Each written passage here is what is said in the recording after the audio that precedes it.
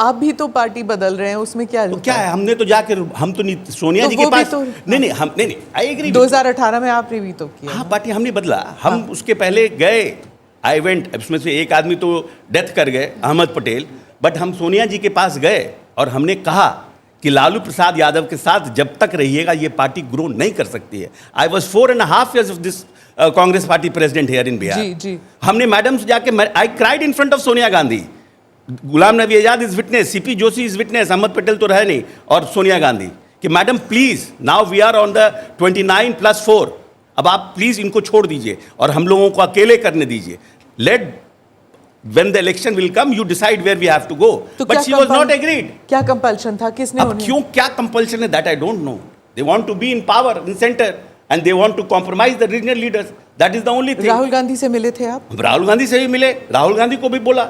उनका कोई विजन है बिहार के लिए? नहीं, Rahul Gandhi I have worked with him, he has given me a break, he is a very nice human being, but हमको लगता है कि इंडियन पॉलिटिक्स को समझने में अभी वो, आप कह रहे हैं राहुल गांधी की बात हो रही है, और चूंकि आप दलित फेस हैं, दलित लीडर हैं, अभी पिछले दिनों राहुल गांधी आए थे और अभी फ़िलहाल फिर कांग्रेस ने एक बयान दिया है कि ओबीसी, एससी, एसटी जो भी है इनको बहुत ही ये वंचित है, शोषित है, इनके ऊपर सरकार ध्यान नहीं दे रही है।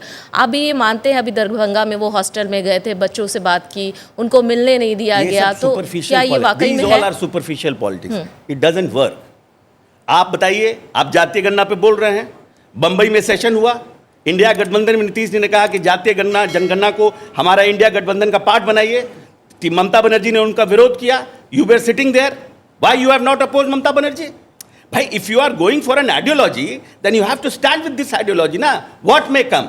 नीतीश जी ने कहा कि नहीं हमको करना है, नीतीश जी का भाषण सुनिए 15 साल पहले का, उन्होंने जातीय गणना पर क्या भाषण दिया है कि जिसकी जितनी आबादी उसकी उतनी भागीदारी, ये पेरियार साहब ने शुरू किया था, और ज्ञानी जेल सिंह ने बुलाकर नीतीश कुमार को कहा था, वीपी सिंह से मिले थे, सब अपने समाजवादी लीडरों से मिले थे। ये कितने साल से नीतीश जी भाषण में बोल रहे हैं, और उन्होंने प्रधानमंत्री के पास 2-2 बार ऑल पार्टी मीटिंग करा के, at least he got that kind of diplomacy, no, that he has created that kind of environment कि all party came together, went to meet the prime minister twice, but they have not agreed at that point of time. तो नीतीश जी ने खुद अपने बिहार के खर्चे पर कराया।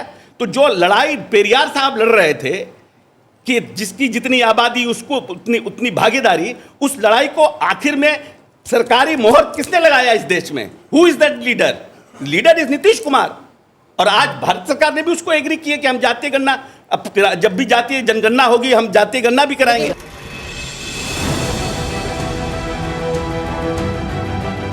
नमस्ते, जय Hind, you're watching ANI podcast with Smita प्रकाश। अगर हम उसको मस्जिद कहेंगे तो फिर विवाद होगा। इशू है, टूटा है क्या भारत? 400 पार का मतलब ये है कि संविधान खतरे में है। क्या हम लोग ये निर्देश देते हैं कि फला को गिरफ्तार करके जेल डाल दें? वही तो कह रहे हैं सब। ये बेबुनियाद निराधार आरोप। सच्चा सुनना चाहो देखो स्मिता प्रकाश ANI, it does not lie।